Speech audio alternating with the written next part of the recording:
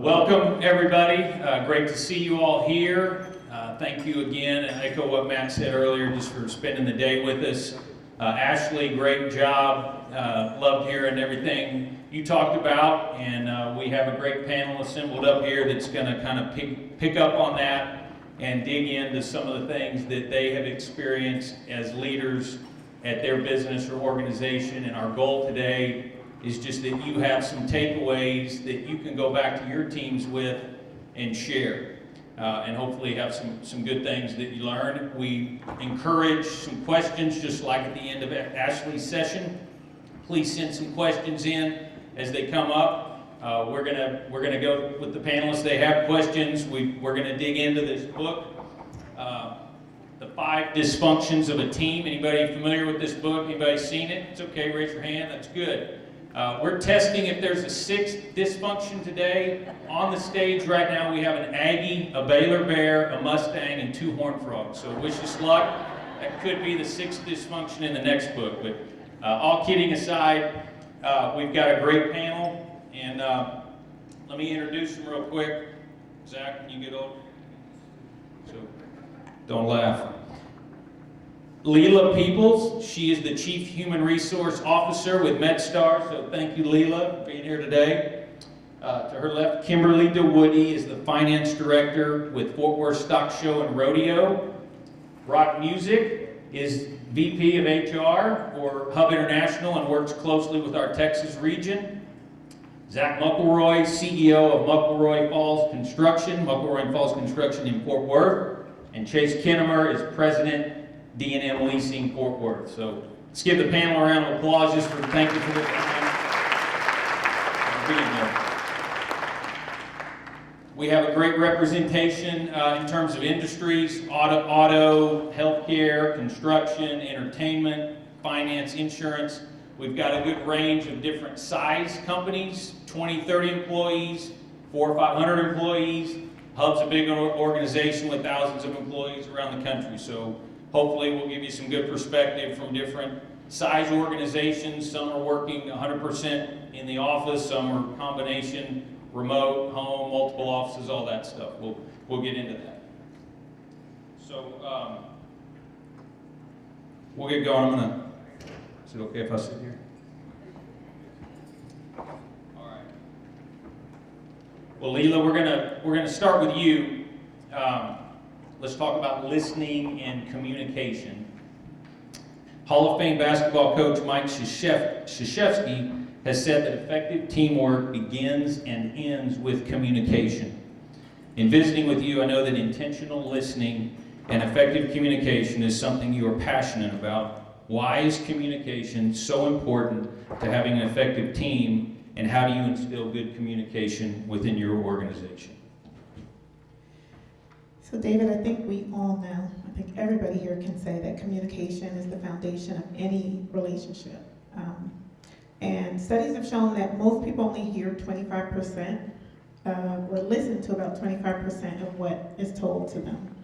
So if you take a second and you think about that, 75% of what you hear is lost. It's just out here in ether space somewhere doing something else and you're not really hearing it.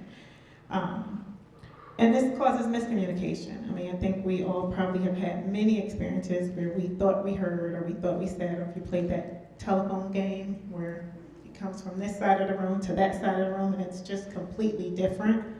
And with the workforce being so multi-generational, we all know that there's many different methods of communication that we can use today. So for us right now as an organization, we are looking at revamping our internal communication policy that we have.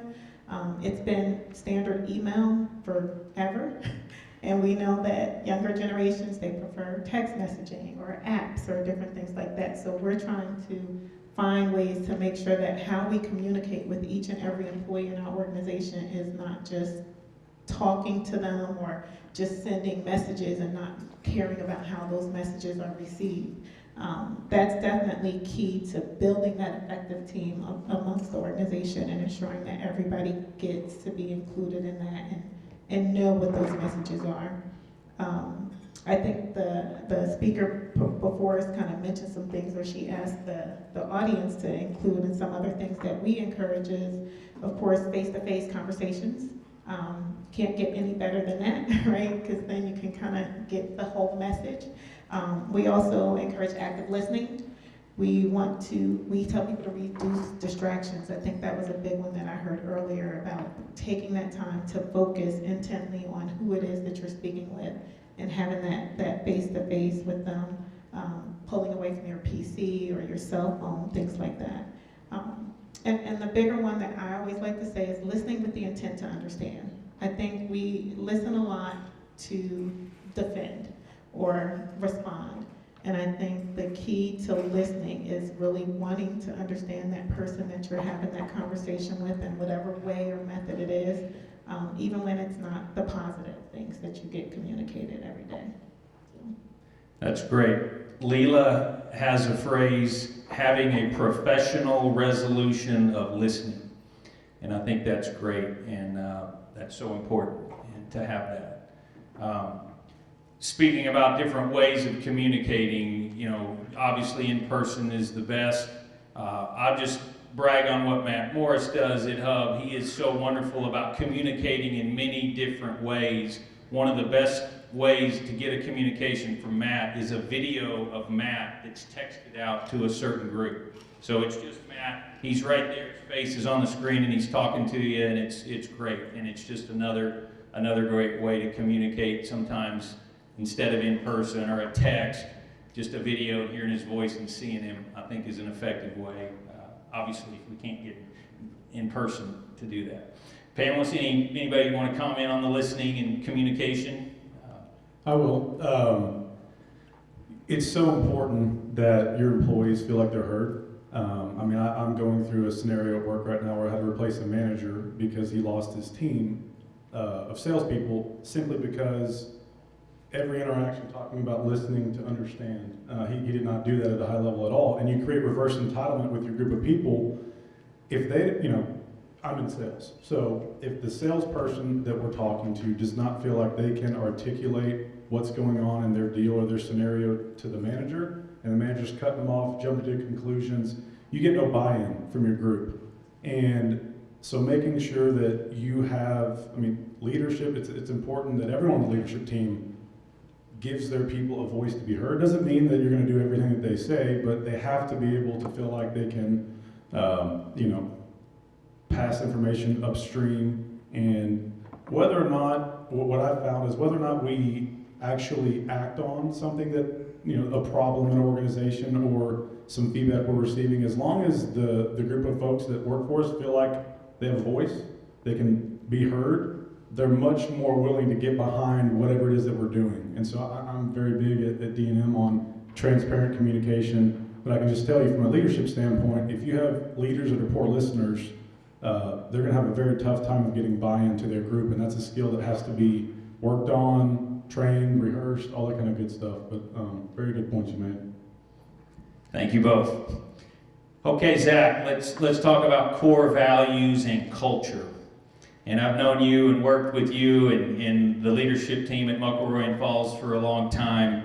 And I just know how important the core values are and the amount of time you all took in coming up with the core values at McElroy and Falls. So my question is, how have you created the culture at McElroy and Falls, and how have the core values helped you lead the team and lead the company these last few years? The core values for our organization were, at least from my experience being there for 13 years, kind of cheated in being able to help get these put together, because really Harold McElroy and Max Falls, who are the founding partners of our company, never formally developed true, what I would say, bulletin board core values, but it was just the way they led their lives, led their business, the way that they, the type of people that they brought into our organization way back from the very beginning. And we were a much smaller company, and probably at that time, the importance of really understanding and preaching those on a day in, day out basis wasn't probably as wasn't as widely practiced, I guess. And so when I came and joined the company, and we decided it was time to take what we were doing to a different level and reinvest and grow the great foundation that they had built. We actually went through a really cool process where we went and sat and thought about all the people over at that point 30 years that had defined who McElroy and Falls was, what made us successful. When you think of our company, who are those people that came to mind, whether they were upper management or the just get after it hard worker, and really were able to brainstorm adjectives and descriptive words that kind of led to who had really defined that for us, and found that we all had a common theme as we went through this process, and said, well, we need to be more deliberate about living those core values on an outside perspective. And rather than just knowing that they existed and having them exist underwater, I guess, if you want to call it that. Not that they weren't important, they just weren't as broadcasted outwardly. So we made an effort to really publish those all over the office. All of our employees' hard hats have them. They're on coasters on our conference room table. They're on the walls all over our office. They're the DNA of who we are. Everyone who we interview and ultimately hire has to check those boxes, at least to the best of our ability, through our interview process and vetting.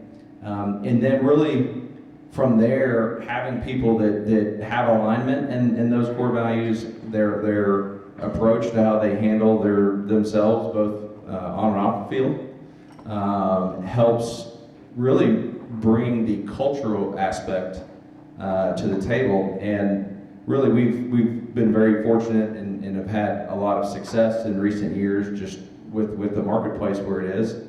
But the 100% reason for that success are our people. And the saying is people aren't your best asset, the right people are your best asset.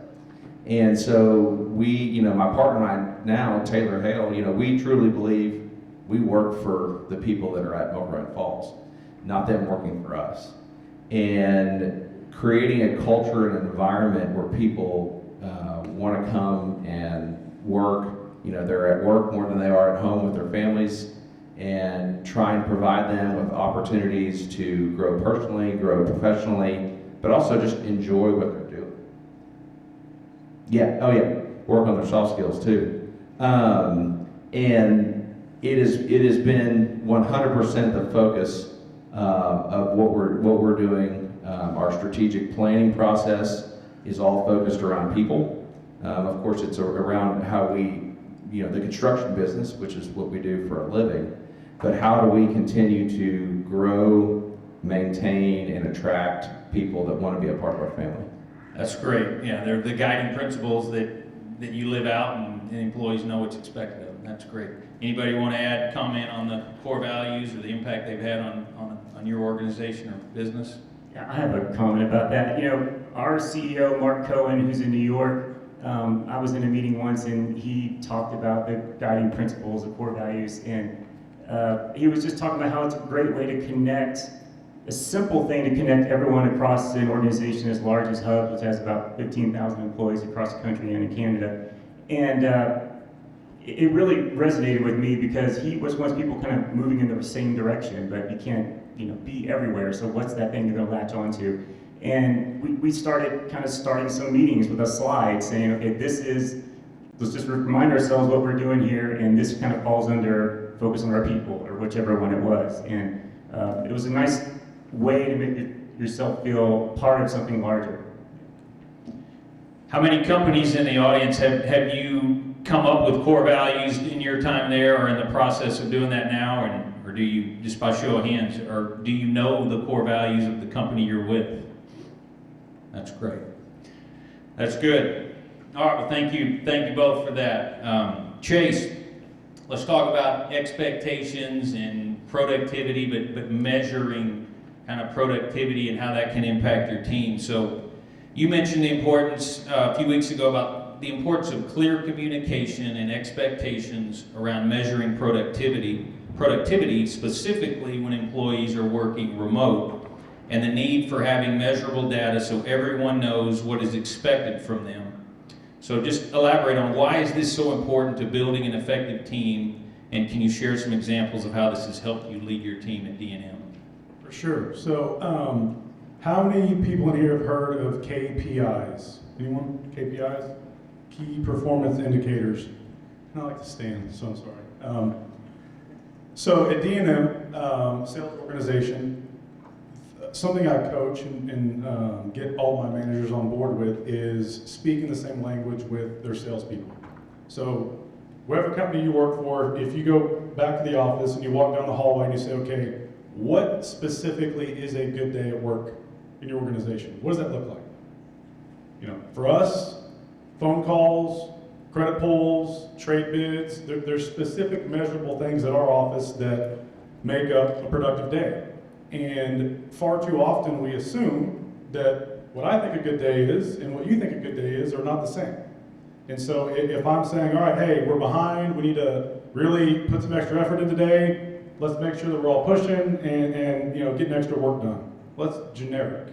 And so, and I do this exercise with my own teams where I'll randomly go sit in for one of my managers and I walk around and we're talking about, okay, what's the expectation today? Do you and your salesperson both know what their KPIs are? They can't be the same for every person. They all have different opportunities, different tenure in organization, things of that nature. But what are they? Are y'all speaking the same language? Do you both know what's expected every single day? And the answer is, the majority of the time, they're not on the same page. And so when an employee thinks that they're doing a good job, or they had a great day at work, and then a manager comes behind them and is correcting them or telling them it wasn't good enough, you get morale that goes down and just dissension amongst the group. So it's even more important when people are working from home because, let's just be honest, there's a commute to and from work, there's the mailman ringing the doorbell, there's, you know, if they have kids coming and going, probably doing more carpools and pickups and drop-offs and things of that nature. And so it's even more difficult at home. So in our office, I want us all speaking the same language, knowing exactly what's expected. And you have to identify in your own groups, what is that? What does a great day look like? Specifically identify that, and then you need to cover it with every person on your team or your organization so you're on the same page. But when they go home, because you can't, I can walk down my hallway and I tell them all, I'm going to the bathroom, okay? If I'm just walking to the restroom, I'm constantly paying attention, who's working, who's not, who's in their office, who isn't, and you can get a gauge on what someone's doing just by them physically being in the office. But when they're at home, you lose all that. There's more distractions at home, it's easier to not work, to be frank. And so when we sent people home, COVID hit, and like everybody else, the world was ending, and we had to go from a 100% in the office organization from 8:30 to 6, Monday through Friday, to one night basically we sent our entire staff home. And we were finding that, as you would expect, a lot of people, some people, you know, for us, COVID presented some areas where it was easier to do business in some arenas. Used car values going way up made it much easier for our salespeople to pull people forward in their financing contracts and trade them into something new. So it was easier to do business. I knew that we were creating a bunch of habits that were not going to work out for us long term. Maybe short term would be okay, but long term it wouldn't. And then I'd be reaching out to people and saying, okay, you know, yesterday was not a good day. You weren't, and they're all defensive. What do you mean? I worked hard all day long. Well, because of the systems that we use at our company, I mean, I can drill down very specifically. Our phones are tracked, calls are recorded. I can see everything that they're doing. And so I'd go into these conversations with people who were highly defensive that they worked real hard. They did everything. Okay, great. Well, tell me about that. Oh, well, I called this person, I called that person, and they tell me what they did. And I'd let them, you know, say their piece, talk about communication, trying to understand where they're coming from. Because there was a large disconnect between what I thought and what they were telling me. I'm like, okay, well, so your workday is 8.5 hours. What you just described to me, you know, you made 8 phone calls, and I can see you're on the phone for 42 minutes. What the hell did you do the rest of the day? There's another 7.5 hours in there. What were you doing? And there's no defense there. Well, they're like, well, yeah, you know what, you're right. And so if you don't have, I mean, this isn't a forum for talking about phone systems and that metrics, but I highly recommend you have measurable activity. Very measurable. Identify, find your top performers. What is it that they do on a daily basis? You know, line those items out, have discussions with your entire team so that everyone's on the same page. Because at the end of the day, from my standpoint, with people working more home in a hybrid type environment, do I really care if they go walk their dog around the block for 20 minutes? I'm noticing that there's increased happiness and you know, work-life balance and that kind of good stuff with our team. So as long as they're getting done what I want them to get done, I don't really care if they're walking their dog for 20 minutes or they're not, you know, maybe they drop their kid off. They can do other things so long as they're getting done what we need them to get done. And not just, you're fooling yourself though if it's only production-based. Because there's ebbs and flows in every industry. Business can be easier at certain times of year or certain years it may be easier. Like for us, business is easier if we can find a vehicle for a customer right now. However, if you don't focus on those KPIs and everyone being held accountable to that, they create a bunch of bad habits that are going to come back and bite you hard whenever the market does get more difficult. So that's my. That's great feedback. Thank you, Chase. That's good. Anybody want to add to that comment? You know, I'll just say that, you know, something we actually, I wouldn't say struggle with, but are trying to further define, to Chase's point, our KPIs, and it's not, from our perspective, or from our viewpoint of determining these, is, I mean, clearly we're building buildings, we can see if they're working or not, we can see if jobs are being finished or if they're not, but kind of tagging on to both communication, KPIs, culture, and whatnot, if you're wrapping all those together, you know, one of the things we're trying to figure out is, well, from a communication standpoint, providing people with a roadmap for success, and what is that, what are those obligations, what does that success look like? And, you know, if you do have to have a tough conversation with an employee or someone that's underperforming or struggling, well, you have that kind of roadmap to discuss rather than just, you know, rather than just saying, oh, well, you're just not getting the job done. What does that mean? What am I not doing? And always trying to over communicate, provide feedback, and not ever catch someone off guard. That's great. No, that's well said. Okay, Kim, let's talk a little bit about collaboration and sometimes the need to be creative in certain situations. So you mentioned you have one big team, 20 employees, one location, one office. You have great collaboration among that team, is what you said. And it gets more focused and intentional. Obviously, you have one big event, the Fort Worth Stock Show and Rodeo, folks, so that's a big event. So they get focused and really intentional about what they're doing for that. So does having a big event or a deadline like that really heighten the focus and collaboration of a team? I would say yes. So we put on a 23-day stock show and rodeo in Fort Worth. We're the largest annual event in Tarrant County. So as you can imagine, there's a lot of planning and time that goes into making sure it's successful every year. And I can say I just went through my first rodeo because 2022 was actually my first rodeo as an employee of the Fort Worth Stock Show and Rodeo. So as you can imagine, I had a huge learning curve to go through. I joined the organization in the fall of 2020, right after they canceled the 2021 Stock Show and Rodeo, made the announcement that they were not going to hold the event due to the health concerns for the public of Tarrant County and all of our exhibitors.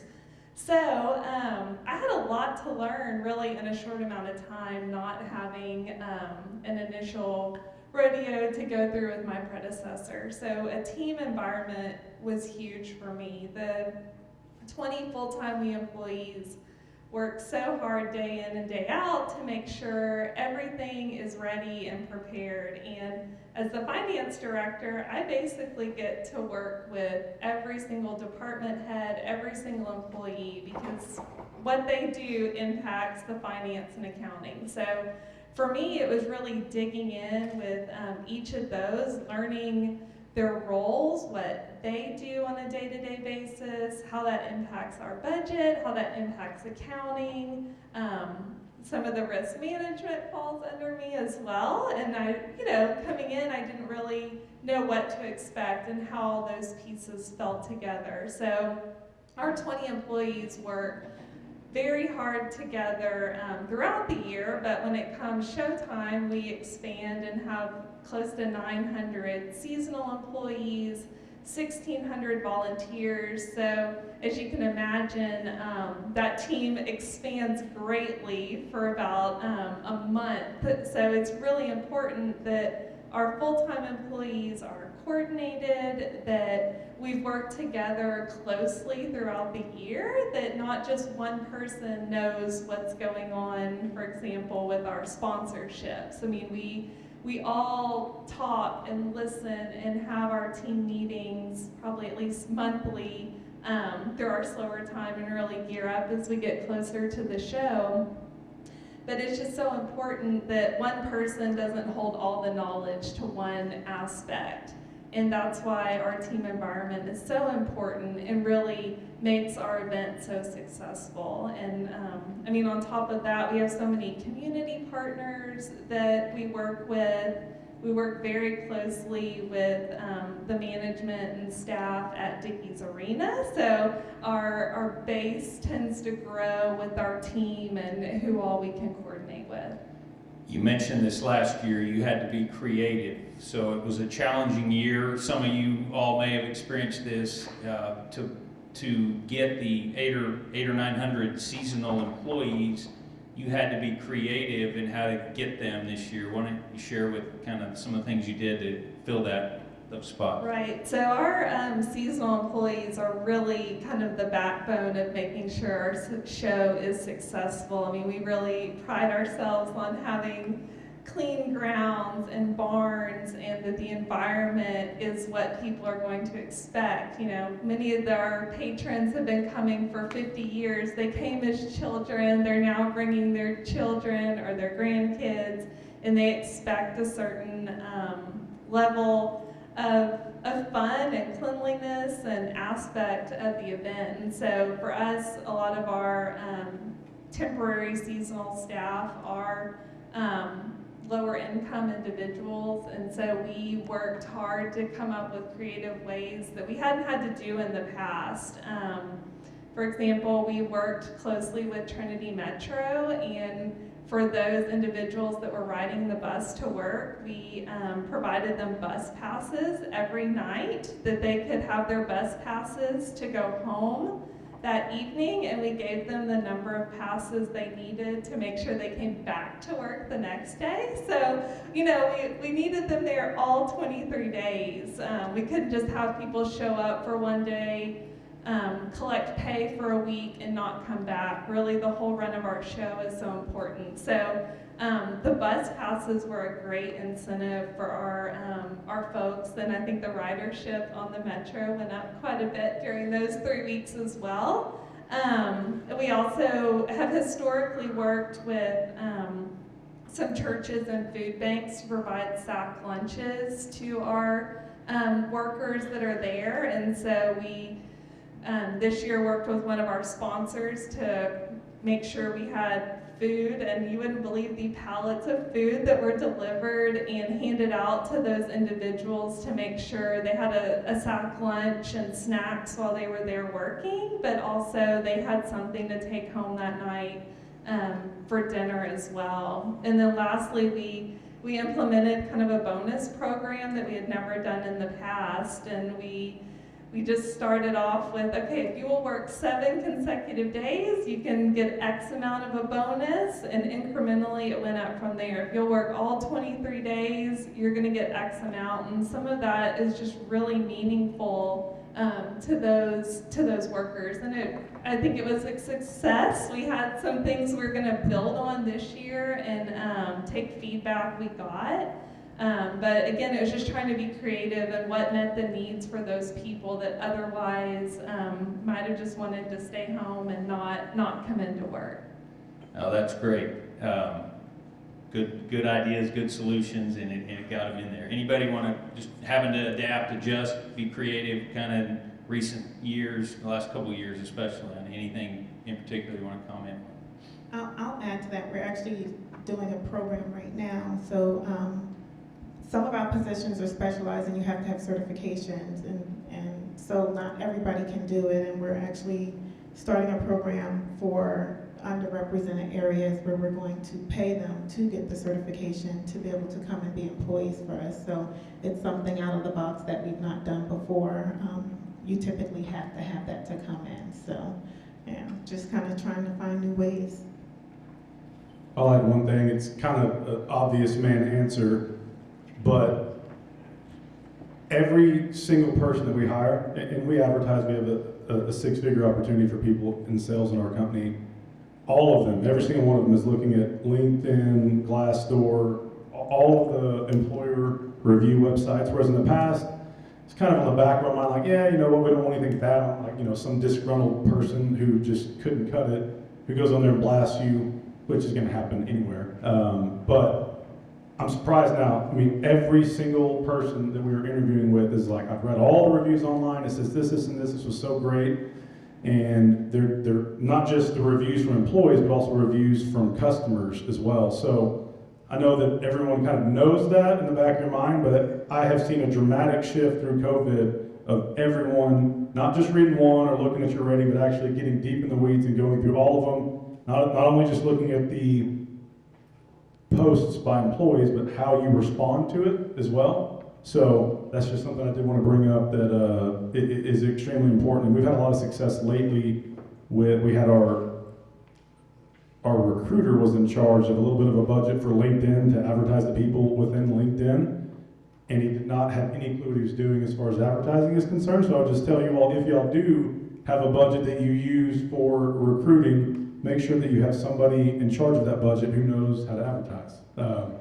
So we were, I mean, same budget, we just had somebody else, our advertising company, take over it, and it was like overnight, a faucet turned on, so. Good stuff. Thank you, Chase. Okay, Rock, let's talk a little bit about a couple questions.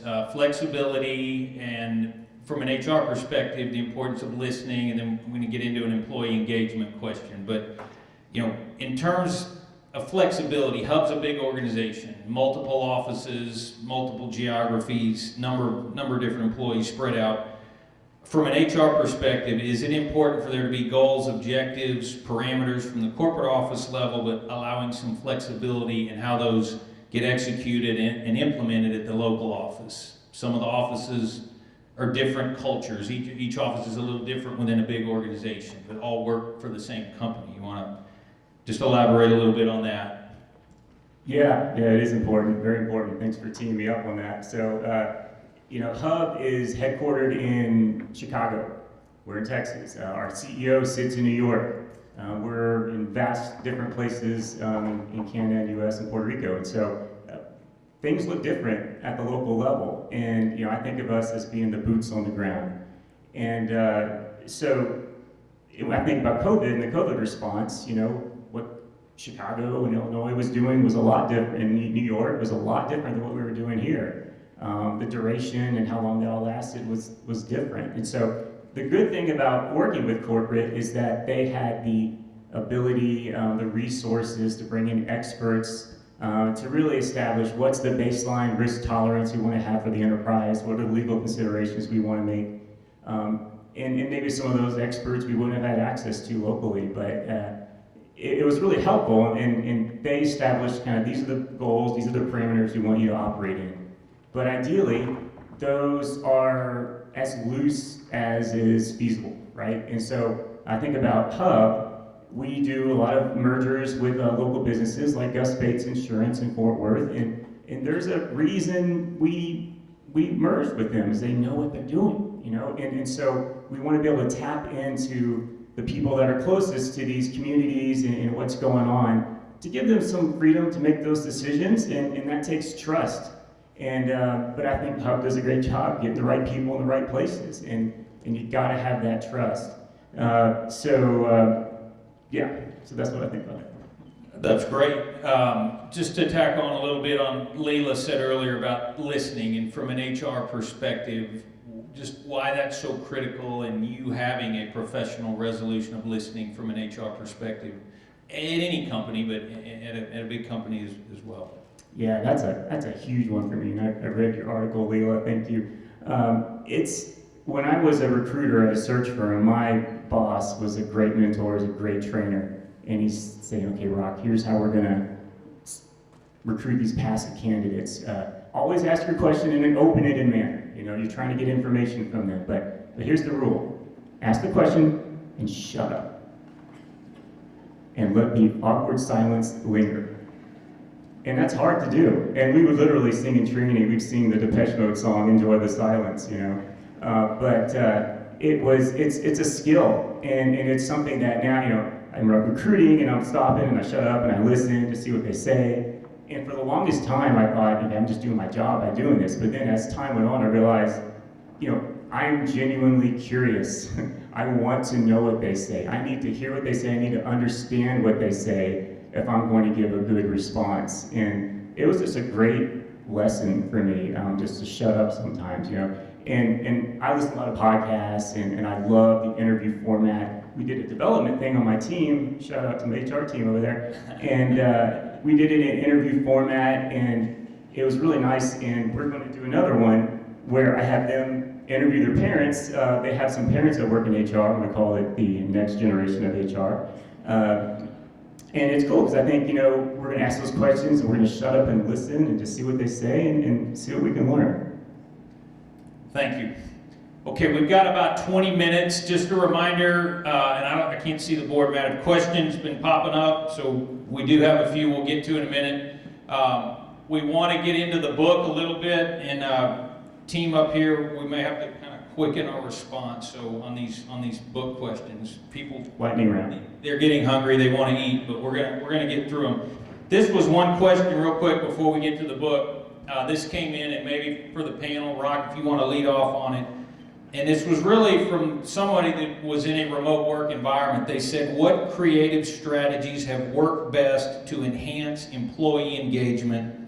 And especially interested if employees are not geographically centralized. So, Rock, maybe you want to lead off on that. Sure, thanks. Yeah, so it's interesting that the things that seem like nuts and bolts, kind of foundational HR topics that become amplified and so important when people are remote. So things like career pathing, we found is just critical because you miss out on those organic, natural opportunities to learn about these things and make those connections and relationships. So that's been a big one. That's something we're working on right now, and I think it needs to start with a needs assessment, because what people think of as career pathing, what they want, what the employees want, what the managers want, might be different things. And so it's a big project we're working on right now. Onboarding is obviously going to look really different, and I'm having a really good first experience. But I think also it's making sure that you are, I'm trying to be quicker here, making sure that you're answering the right questions. So I have employees that will say, you know, I focus better at home and this and that and the other. Well, is the question we're answering here how you can stay connected at work? Or is the question, stay connected when you're remote? Or is the question, how can we help you focus better when you're in the office? And maybe it's both, right? But it's just, I think you gotta look at that full gamut of topics. Anybody want to comment on that? Just employee engagement. I know some of you guys, Zach, you guys never went into a remote environment, so you stayed working in the office. Yeah, I mean, building buildings from your house doesn't really happen. That's hard to do. We haven't figured it out yet, so if you have any great ideas, we're open to suggestions. I tell you what we do struggle with that is a similar concept, really, is, our business, we're building buildings. We have superintendents that are on job sites there every day, coordinating work, making sure the actual building is getting built.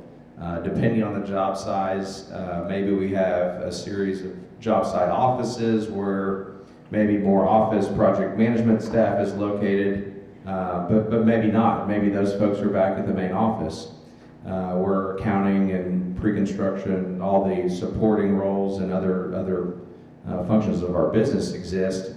And of course, when you're in the office, so much of our culture is interacting with each other. I mean, we just had our fantasy football draft last night. We've got monthly events planned, and we do worry about losing the person who's on a job site in McKinney when our home office is in Fort Worth. And so how do we continue to let those people feel like they're a part of our team and not on an island all by themselves? So it's a struggle. It's something we haven't figured out the solution to. But you know, we have monthly meetings where everyone comes into the office. Well, our monthly happy hours also happen to occur on the same day that everyone's in the office together. And so trying to find opportunities when everyone's together to congregate and really build that culture. And we found, and just having this conversation earlier today, that people that are engaged, that have forged relationships with their coworkers beyond a professional level, doesn't mean they're hanging out together on the weekends all the time, but genuinely forge a personal relationship, seem to be more engaged, are a part of the team, feel like they're a part of the group as a whole. And so just constantly trying to find ways in which we can try to foster that culture. Great. And David, I know you're close in time, but I did want to share this, just like Zach, you know, answering 911 calls, you can't do that from home, right? So our workforce is out remote most of the time. 90% of them are on a truck or ambulance waiting for the next call to come in. And so some of the things we do to encourage engagement, or that we've done, is we incorporate where they are, what they're doing. Last year we had a Capture the Flag contest with every employee and hospitals that we go to every day. So my crews, they go to the hospital to drop off a patient. The nurses and the ER staff at those hospitals were part of Capture the Flag. So it was a huge event. Everybody was able to participate regardless of where you were, and we incorporated stakeholders. So trying to find fun things like that is something that we definitely try to encourage. For remote workers, we do not just regular meetings where we're talking business, but we also do game days. And some of these things a lot of people did during COVID, and once COVID was over, we stopped. We need to make sure that we continue to incorporate those things with our remote workers, and don't forget that they exist. That's something that everybody really needs to focus on if they do have remote employees. Great. I do see a few questions. We will get to those. We want to get into the book real quick. So the 5 dysfunctions of a team, and just teamwork. Leading a team is hard, but I think we all would agree it's worth the effort. And in the book, it just states that teamwork remains the ultimate competitive advantage. It's not finance or strategy or technology, because teamwork, it's so powerful and it's so rare. It's rare because teams are made up of imperfect human beings, and they're inherently dysfunctional. So in the book, there's 5 dysfunctions that have to be overcome to really build and establish a great team. And we're going to just hit on these real quick. The 5 are absence of trust, fear of conflict, lack of commitment, avoidance of accountability, and inattention to results. And Leela, let's talk about the absence of trust. And I'll just read something real quick in the book. In the context of building a team, trust is the confidence among team members that their peers' intentions are good and that there is no reason to be protective or careful around the group. In essence, teammates must get comfortable being vulnerable with one another. So you want to weigh in on that? Yeah, and that's something that definitely takes time amongst teams. You think about when you first join an organization, you don't know people, so it's very hard to put that trust in them. So I think it starts with the leaders. Leaders have to be vulnerable with their employees and start to build that trust so that you can develop that across the group. Employees need to know that that environment is safe for them to speak out. One of the things that Patrick mentions in the book is he actually gives some tools and some resources on different ways to build that trust and different things that you can do with your team. And I know on our team, we actually do one of them, which is we have a daily group chat type thing, like a Slack or one of those Discords, whichever you use, where we put a question of the day up, and it's what's your favorite food and why, and different things like that. And you can tweak those questions. You start with very simple ones, but then you can develop them into more personal ones. And as people learn more about their team members, and then you have those conversations around that stuff, it definitely helps open them up. Because if I can understand you as an individual more, then I can learn, and you can understand me, then we build that trust and that relationship. And I think somebody down here just mentioned, you know, that peer, when you are friends with your workers and coworkers and you have that trust, then you're way more open, and it helps build that teamwork and collaboration amongst each other, and what we call positive conflict. So you can get those things done, and that helps actually bring more innovation and different things like that into the team. So That's great. That kind of leads right into the next dysfunction that must be overcome, and that's fear of conflict. And so, Rock, it talks about teams that engage in productive conflict. They know that the only purpose for that is to produce the best possible solution in the shortest period of time. So how do you overcome that fear of conflict and get that productive conflict? Yeah, that's something that was a hard one for me. As I came to Hub, and suddenly I was on their executive management team, and I'm in this room of people that are kind of relying on a certain level of conflict, and that doesn't come natural to me. My DISC profile, I'm a very low D, so I learned a lot in that room, and that kind of iron sharpened iron in that way. But I think of the story, the anecdote of when I had a strategic planning session with my HR team, and I had a slide in there at the very beginning, and I think it said like a word about loyalty.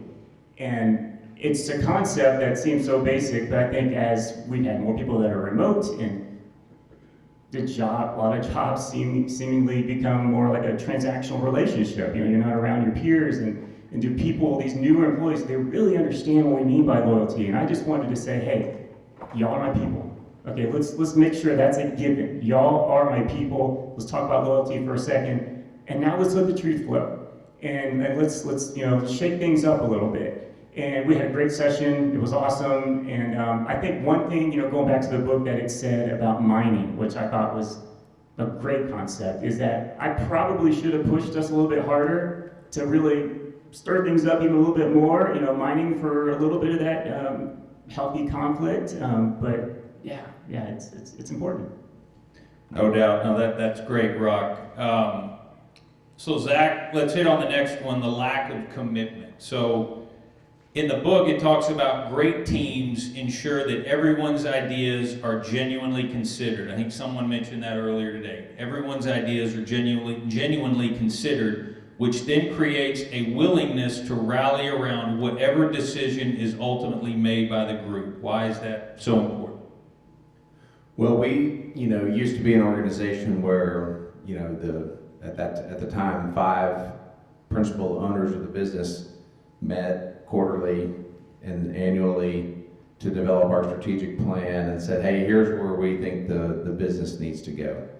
And I'm not sure if y'all are all familiar with the term BHAG, or Big Hairy Audacious Goal, but that is what we kind of focus our planning strategies behind, and roughly a 10-year goal. And so, when we were a little bit of a smaller organization, that probably made a little bit more sense, but as we've grown and scaled and have attracted, really top high-level talent that are extremely bright, have great ideas, we said, this is silly. We need to incorporate and include others in this planning process. And so we have roughly, 5 or 6 different departments in our company. We had everyone vote in their department on who they would like to represent them in that department on our strategic planning team. And so, in essence, we went from a team of 5 to 7, from 5 to 12. We added 7 other members and meet quarterly. And as we've just developed our new BHAG starting in 2020, it was the result of brainstorming ideas and talking with different people throughout the departments. And it wasn't necessarily the leaders of every department. It was just people that their peers thought would represent their views and their interests. And so it's a constant source of what we discuss in our annual meetings. and just do our best to over communicate, ask for as much feedback as we can. We have an internal intranet site that has an anonymous suggestion box where someone can go in and fire away with anything they'd like to share. And we did end up putting toothpicks in the break room, so. It's not really anonymous though, is it? It's anonymous. You have an anonymous. That's great, Zach. I love what you said about the peers nominated someone, voted on from their team who would represent them on the strategic planning committee. That's great. All right, Chase, let's talk about the fourth one, which must be overcome, and that's the avoidance of accountability. So in the context of teamwork, it refers specifically to the willingness of team members to call their peers on performance or behaviors that might hurt the team. Why is that so important? And just tie that into on the accountability. Where Zach's a big soft skills guy, we're a big accountability. I'm a big accountability guy. So the way I've made up with accountability and teamwork and team accountability goes back to just growing up. I played sports growing up, college football, and I think back to the most effective form of punishment that I saw throughout all of that. I feel like there's a lot of parallels between athletics and sales and really just the corporate environment. But when the punishment involved your team, so study hall. Growing up, if anybody, they would break us down by positions, and if anybody in your position missed study hall, the entire position group was punished. You'd go out there, you'd be running, rolling, staying after practice, all, fill in the blank. And some team, so I went to I was under 3 different head coaches playing in college, and they all had different approaches to that. But by far, the most effective form of punishment, really, because in that, or accountability, not punishment, really, they shouldn't be punishment. Accountability shouldn't be punishment, but sometimes it is. Whenever the team is responsible for your actions. And you think about how do you translate that into the workplace, because people don't like conflict. I'm surprised these days at what some people perceive conflict to be. It's like, that's not conflict. You're just telling someone to stop parking in your spot. How is that conflict? And so, encouraging people to be willing to address issues they're having and talking them through and empowering them to go do it. But as far as teamwork is concerned, I try to do a good job as a leader framing accountability within the team, especially if it doesn't exist in your organization right now. You're not going to get a group of people that have always worked together that may be avoidant of conflict to just start holding each other accountable on their own. It's not going to happen.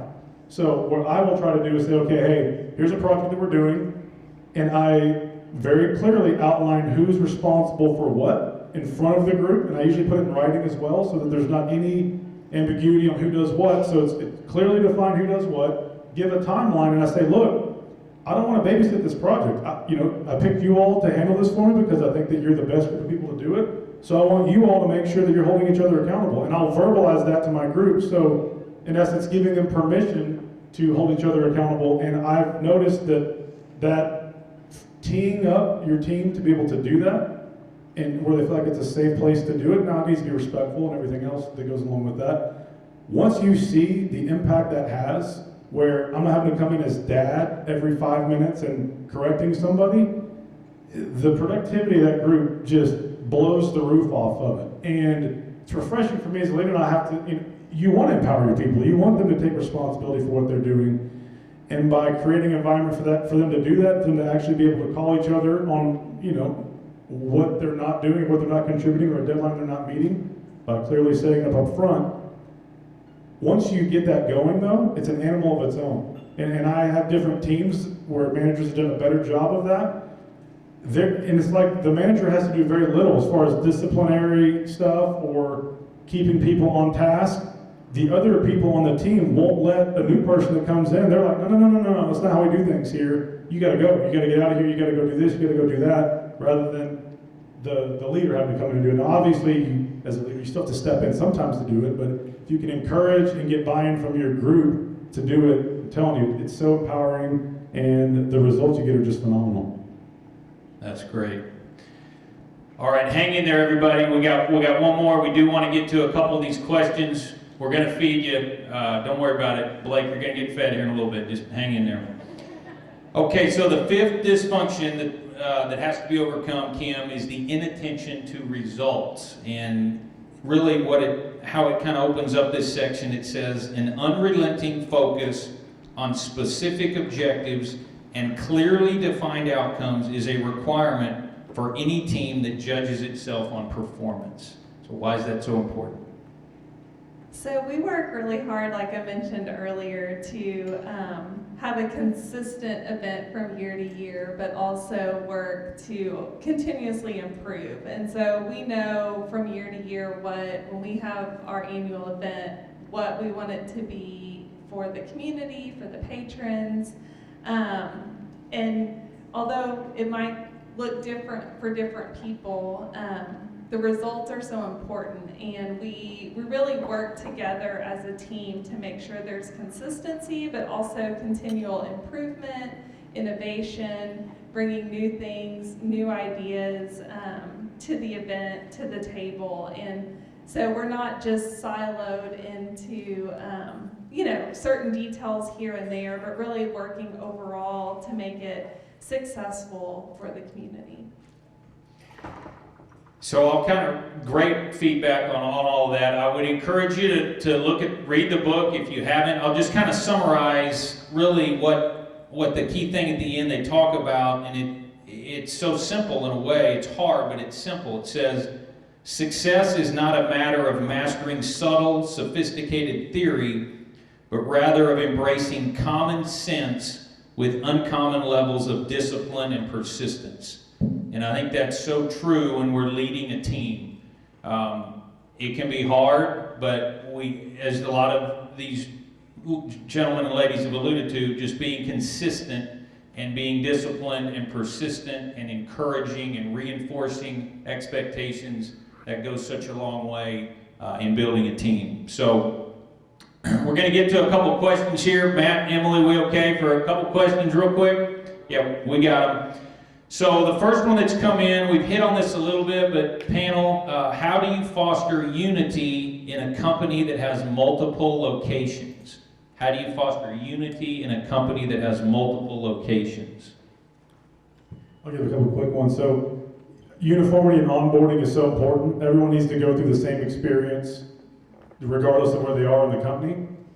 Continuing education and training is big for us. We have Dallas, Fort Worth, Carrollton, Houston, Austin, and I do a lot of Zoom training with all of our new people, and that's been huge. COVID forced us to do that, and it's like, why have we not been doing this whole time? So continuing to have a consistent voice that people see across multiple locations, especially on the front end of it. And the last thing I'd say is, you got to find a way to bring everybody together.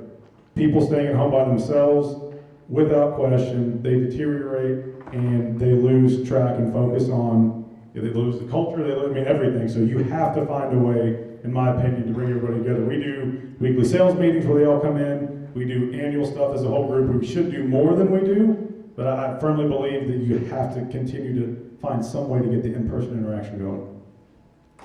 Great. Rock? Yeah, just to add to that, I think there's a lot of HR people out here. I'm an HR person, and it's really cool when you get to be a conduit. I think of myself as a conduit from that remote office to the main office and across the different offices. And so really important for them to see and know people that can help them make those connections and know who they're working with and for. And our president does a really great job of getting to each of the offices for town hall meetings. And then also sharing the information about, well, how are we performing against the rest of Hub? And really, so we're all in this together, build some esprit de corps that way. All right, another question that's come in, this came in this morning. How are you adapting your communication and management styles to be more effective across all generations in the workforce now? So Zach, this probably means you're gonna have to start TikToking and sending those out, okay? So something like that. So someone who wants to take this one? Well, we have a mix of folks in our industry, which was probably historically more blue collar workers and whatnot, and now you can go to school and get a construction education degree. So we have a mixed bag of folks that make up our team, and you know we really heavily rely on Microsoft Teams and our Teams chat, and quite frankly have had a lot of buy-in, even from the more seasoned veterans to the younger folks, and we utilize that every Friday. We have what we call Social Media Friday, and it kind of kills two birds with one stone. Number one, everyone on their project team post pictures, project progress photos from their projects, and so they can show off to the rest of the group what all has been accomplished over the last week or course of months or years. And then our marketing department also can capture some photos and use those for our social media platforms. But we don't make it too complicated. Of course, email and I'm still a very firm believer in the telephone. But Teams has been a great way of getting a message across to everybody, and we've been fortunate that there's been buy-in from everybody with that. Anybody else want to add to that? Yeah, and we actually polled our employees, what's the preferred method of communication for them, and then we as a leadership team are just trying to find ways to create those methods, whether it's through an app or the Facebook page or email or newsletter. We just make sure we're focusing on multiple methods to make sure we touch every single employee. So Leila, this came in specifically for you. Please elaborate on having a professional resolution of communication. I think you coined the phrase have a professional resolution of listening, but it's also Correct. communication too. Same thing. It was really more about, and this is from an article I wrote a couple years back on LinkedIn. You can probably find it there on my LinkedIn page if you go out there. For me at the time, it was focusing on being able to listen and improve your professional communication. So I think a lot of people, in our personal lives, we're always like, hey, we need to communicate better, but not in our professional work environment. We think that we are communicating well. So when I wrote this, it was about making a resolution to yourself that you are going to focus intently on methods of communication and how to communicate and listen well with others. At that time, I don't think I listened well, and that's where I came up with that. I looked up that survey, and it talked about 25% is all I hear, and I was like, wow, I'm only hearing 25% of what people say to me. That's terrible. I mean, who wants those odds, right? So it was creating a resolution to say, I'm going to focus more intently on those things, removing distractions. A lot of us are in positions where multitasking is like, oh my gosh, yes, I need you to multitask. When listening, when communicating, don't. Take that time, focus on the person that you're engaging with so that they can feel heard and you can truly listen and hear and respond appropriately. I mean, there were many times where somebody said something and I responded and I'm like, oh wait, that's not even what they were talking about. So it's about respect. It's just respecting that person. Have the dignity and respect to stop what you're doing and listen and pay attention and look at them and be respectful. I tell my kids that every day. Yeah. Okay, I promise this is our last question now. This didn't come in. I just raise your hands if you have been in your job, new to the workforce for 5 years or under. Raise your hands. We have some young professionals in the audience. Raise them high so we can see them. That's great. We love having you all here. This is for the panel. So any advice you would give to young professionals out here today? Just short, sweet advice to... Stop being so sensitive. find a mentor. Find a mentor. Yeah, I would say the same thing. Find someone that you respect and kind of want to model your career after, and watch what they do, talk to them about how they do it. It doesn't have to be a formal mentor relationship, but find someone that you want to model after and follow that. Yeah, spend the $10 a month to get Wall Street Journal Online membership. My presidents read it and they reference those articles all the time, and so I get to have conversations with them, and they're always surprised that an HR guy knows what's going on in business. So that's my advice. I'd say, be mindful of the way you carry yourself and how you handle your business. Of course, social media and the things and the platforms that are out there these days that can get you caught slipping, I guess, for lack of a better way of putting it. But the basis in everything I tell all of our young people, and it's only just because of my career and my life, relationships are truly the key to success in a lot of ways.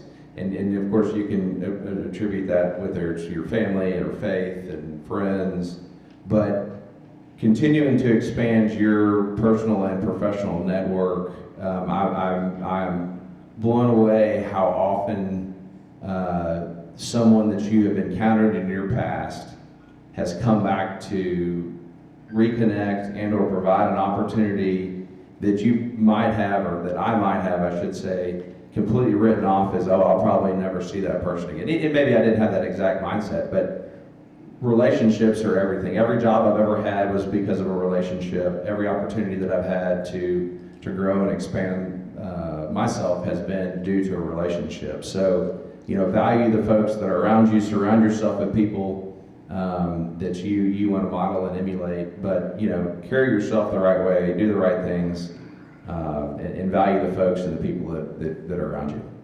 I do have two serious things real quick. So, They've been waiting. My first statement, I do still agree with that. But my experience, I'm 35, so I'm not that far ahead of many of you. You're 10 years ahead of some of y'all. And you got to make sure that you know what it is you're looking for. No, there's not a perfect job out there. No matter where you go, the grass is not going to be greener everywhere else. And so if you don't have a very specific idea of what you're trying to accomplish and what it's going to take to get that done, no matter where you go, there's going to be hardships, things you don't like, bosses that you're not a fan of, support you wish that you would have got that you didn't get, and that's life. And so I think some of the new people that at least I've hired and come across, they have not been committed enough or really known where they've been going. It's just kind of like a boat floating in the sea that kind of goes whichever direction the wind blows. And a lot of them have made poor choices or have left previous employers and things that I've uncovered when they came to join us. I'm like, you know what? Probably should have stayed there. That wasn't a very good reason why you left. So have a good idea and vision of what it is you're trying to accomplish, and keep your eyes focused on that, and understand that there's going to be things that don't go your way along the journey. Secondly, which is almost a bigger issue I think with the younger folks, is you have to detach yourself from your phone. All the younger generation, Yes. They're on Snapchat, social media, and Facebook, and group text, and everything else, and I have all the same things. But you're mentally wandering back and forth between reality and whatever little fantasy world it is, and so that's great to kill free time, if that's your thing, but you've got to draw hard boundaries while you're at work to put that crap to the side and stop. It'll be there whenever you want to walk to your car, but the people that do that at work, and they don't realize it, that's the thing for me, is that a lot of them are like, oh no, I was ready for that call, or I was ready, for this, and I'm like, no. You were sitting there screwing around on your phone for 20 minutes, whenever you could have been prepping yourself for the interview or the meeting or the closing call you're going to make, running through scenarios and growing, or listening to people around you or whatever, and you did that and your call went terrible, and you think it just was because of the customer, but it was because your mindset wasn't right, because you're jumping back and forth between group text. So put your freaking phones away while you're at work, focus on work, do that when you go home. Also, if you have an Apple Watch and you're checking your text messages on your Apple Watch, when you're talking to an old guy like me, I think you're checking your watch to look at the time because you're bored talking. Be careful about how that comes across. Get to the point, Rob. That's great feedback, panel. Think of all the amazing things we could all do if we eliminated the time spent on our phones. So thank you again, panel. Great job today. Really appreciate it. And it's time to eat. We're good to go, Matt, to eat?